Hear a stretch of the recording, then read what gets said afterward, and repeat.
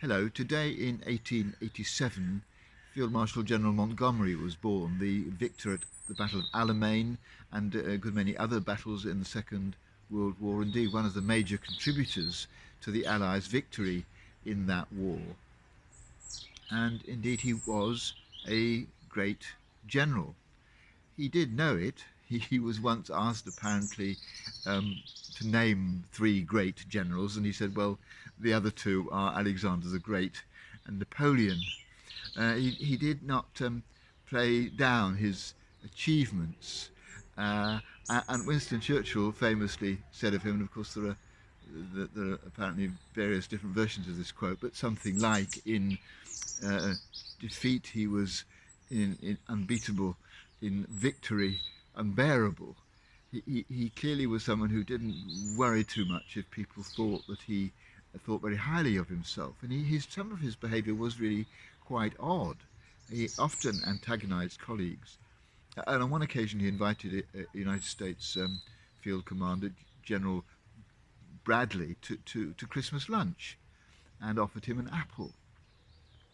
He certainly had odd behaviours, and Dwight D. Eisenhower, a colleague of his, of course, in the military in the Second War, thought he was a psychopath.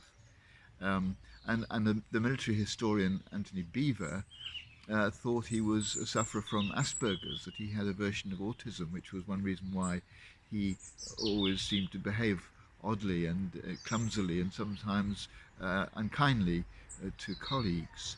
And yet his men followed him.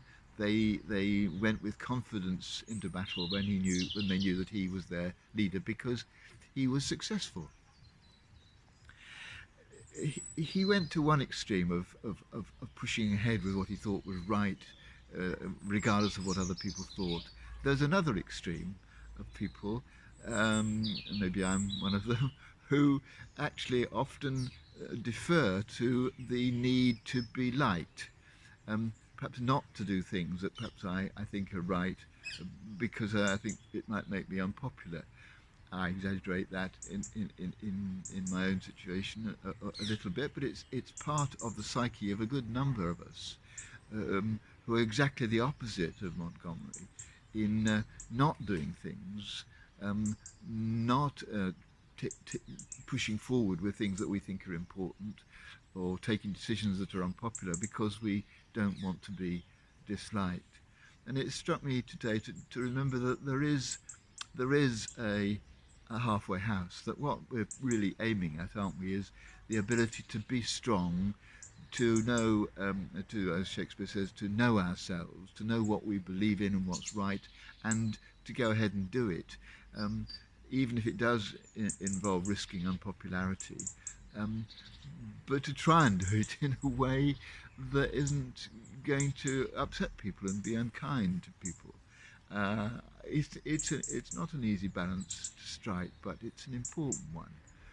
And I think if we can do it, we shall find that we're both effective and living up to what we believe to be right.